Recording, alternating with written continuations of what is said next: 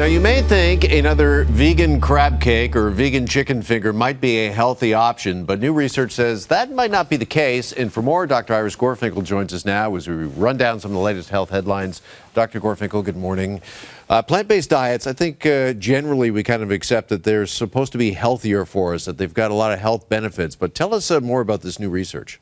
So it's so interesting. Out of the UK, 130,000 individuals. And what did they find? Those who ate a lot of ultra-processed foods, plant-based, they were 12% more likely to die early than those who ate just naked plants. Okay. And I think that's the take-home message. And on top of it, there was a carrot for those who ate properly. So I'm talking about naked plants, eating lots of those. For every 10% more naked plants they ate, they lived 11% longer. Okay. So it's crazy. I see what you did there with the carrot, by the way. And that's an important distinction that you're making here. We're not talking about, plants, vegetables that come out of the ground here. We're talking about things that have been processed veggie. Absolutely. And there's this whole problem with, what is a plant-based food, right? So here's the secret. The more weird ingredients it has, the more ingredients you don't recognize, the worse it is for you. Yep. And what we're looking for when I say naked plants is just that. We don't want it coated in all kinds of breads and sugars and salts and fats. What we want to have is just a pure plant, a plant that our grandmothers would have recognized, as opposed to anything labeled nugget. Yep. Okay. Let's move to another headline that's in the news, and we talked about this for a long time. Who's going to be the first to put a vaccine that covers influenza and COVID-19? And it looks like Moderna says they got one. I'm telling you, it looks like they're going after that golden goose. And what did their study show? They took 8,000 people, and they found that those who were given the combo pack of COVID with flu actually had higher immune responses than those who had the vaccine separately. So think about the implications of that. One shot gives coverage for two diseases, right? And that takes fewer healthcare workers to deliver. And for people who hate getting shots, hey, it's just one vaccine instead of two. And their side effects were minor redness and soreness at the injection site, headache, muscle aches. So that sounds great, but what's missing from the picture?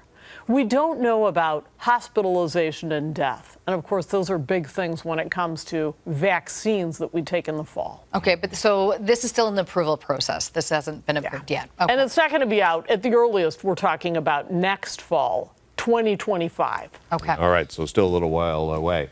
Next up, we want to ask you about a new study regarding antidepressants. 1 in 6 people who stop using them experience headache, nausea, insomnia, according to this study. But evidence suggests discontinuing their use is still advised? Well, this is the thing. It becomes part of the conversation we have when we initially prescribe them. You ask yourself, how many people are told it may be difficult for you to come off? But what we need to do is always put those things on the proverbial scales of justice. What does that mean? If I do not treat severe depression, that person could commit suicide, right? They may be having trouble just getting out of bed to face the day. So what we're trying to do is weigh out the pros and the cons. But that should be part of the conversation of stopping the drug, too.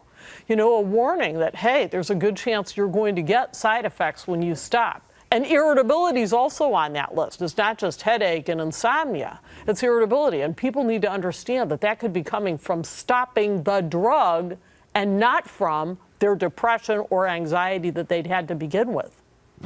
Okay. Finally, there's a recall you wanted to talk about. Yeah, let's talk about that. This is these tobacco products that you stick between your gum. Have you heard of these? Zyn nicotine pouches?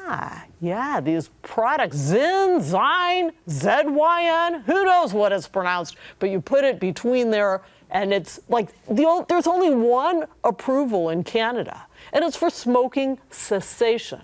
But do you think it's being used for that? Oh, no. Right away, the kids are getting their hands on it in corner stores, in gas stations buying this stuff, and it's actually illegal. So Health Canada is coming down on it. And of course, it's flavored with all kinds of things like black cherry, talking directly to the young buyer and hooking them into nicotine early.